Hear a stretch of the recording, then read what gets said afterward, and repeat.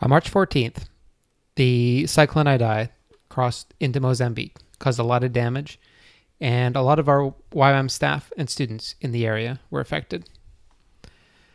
So Ywam's response to Cyclone Idai in Mozambique is that it crossed into the coast of Mozambique on the night of March 14th, 2019. Cyclone had sustained winds of 195 kilometers an hour and damaged or destroyed thousands of different structures. The strong winds were accompanied by heavy rain, flooding throughout Mozambique, Zimbabwe, and Malawi. It's been estimated that so far there's over 1,000 deaths attributed so far to the cyclone, with some estimates saying that it could reach into the tens of thousands. 1.9 million people approximately have been affected across Southeast Africa, with over 100,000 people needing urgent rescue near the main city in Mozambique, which is Beira. There's currently no running water or electricity in much of the area, and many homes have been swept away and roads destroyed by the floods. Over 400,000 Mozambicans are established to now be homeless in the area. So there's a lot of reports coming out about cholera in the area, also other outbreaks such as malaria, and that those are things that are already increasing and already hitting the area even harder. So 2 of the youth of the mission centers have been affected by this disaster. Thankfully, no Ywam staff or students have reportedly lost their lives, but they are trying to recover from the shock of the disaster. Both locations have had the majority of their buildings severely damaged. Ywam Beira runs a home for 29 boys and young men and a community school for over 600 students. Classrooms, dorms, and other facilities have been damaged. You can see that in the photos here. Ywam Dondo runs a preschool for 68 children, a laboratory to diagnose malaria, and an HIV patient care program, and they also run seminars for pastors and much more. The classroom, accommodation, laboratory, and clinic have all been damaged. There are also many people in the communities around the youth of the mission areas that are in desperate need of help.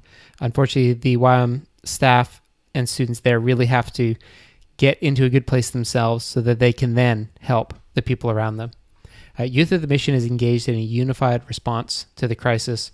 Ywam has linked up with RescueNet and Mercy Air to ensure that they're giving the best response possible. Now, Mercy Air has already done flyovers in the area. They're providing a lot of support, and RescueNet Europe has also been on location. So Mercy Air did put up a video that you can have a look at, and just shows a bit of their response and also shows a bit more of the damage that's occurred.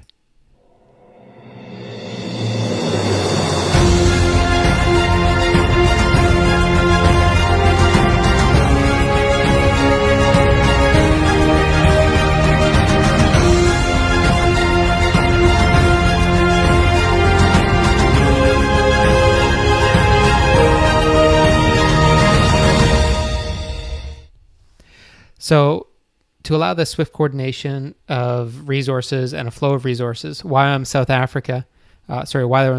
Africa has set up a dedicated office managed by John Sutter and Dave Peter at Ywam Mozambique in South Africa.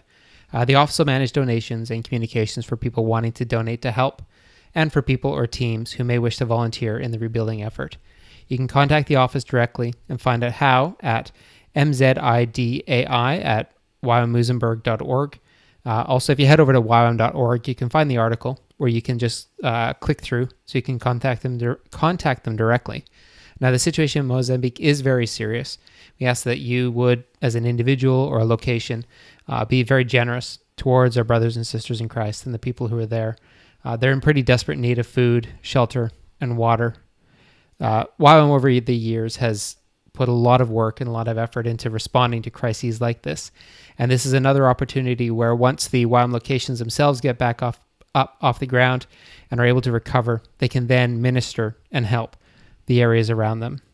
So if you have an opportunity to help, if you're in a position to help, please head over to ywam.org where you can find out how and where you can help with the reconstruction and the work and the relief work that's desperately needed right now for the people in Mozambique.